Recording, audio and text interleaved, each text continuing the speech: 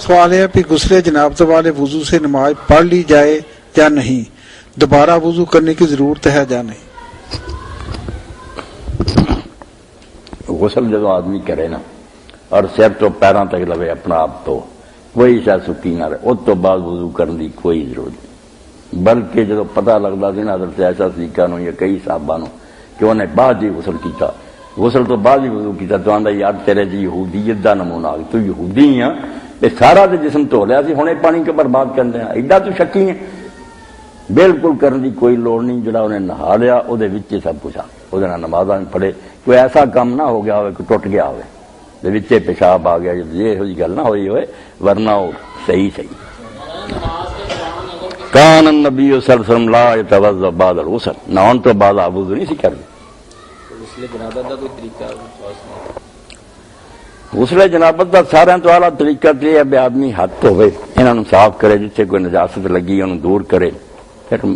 وضو کرے، مگر اس وضو مسا نہیں کرنا، منہ تو بنا اتوں تک گرکاں سے پانی منہ سارا پاؤنا پاؤنا، سر چھڈ دینا، پیر بھی نہیں دھونے، سر چ بجائے مسے دے 3 باری انگلاں گلیاں کر کے این والاں چ پھیرے،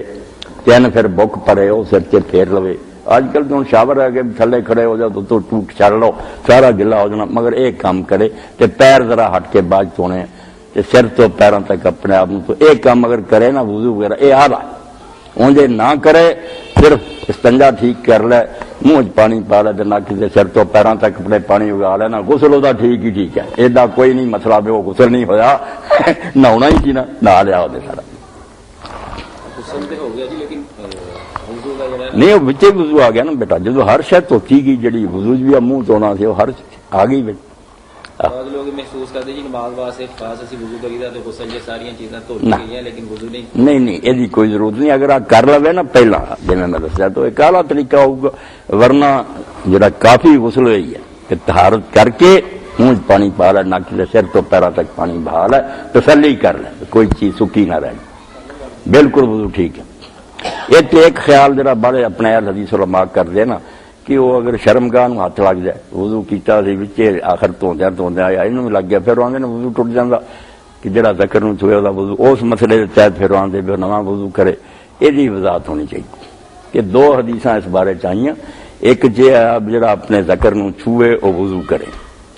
ایک چیز جدو پوچھا صحابی نے بھی یا رسول اللہ جی میں وضو تو بعد اپنے عذر نو خارج کراں وغیرہ، تو آپ نے فرمایا انما بدت منک، یہ بھی تیرے جسم کا ایک ٹکڑا ہی ہے، اس تو ہاتھ لگا یا خارج کی تد کی انہاں دا ہن حل کی ہے؟ حل انہاں دا ایک ہاتھ لگاونا ہے، معاذ اللہ جڑا بالغ بندے کسی وقت شہوت دا خیال آیا تو چھیڑ چھاڑ وہ ہوے وضو نہیں رہا، اور اگر ویسے ہی خارج خورج کی نا پھر کوئی ڈر نہیں، پھر خیر ہی خیر۔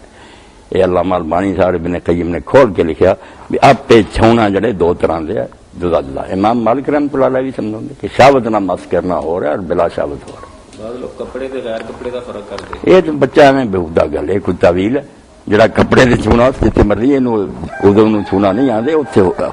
ذکر ہے مس کہ ذکر نو مس کرنا، مس ادو ہی ہوں جب کپڑا درمیان کوئی نہیں صاف اس حصے میں چھویا،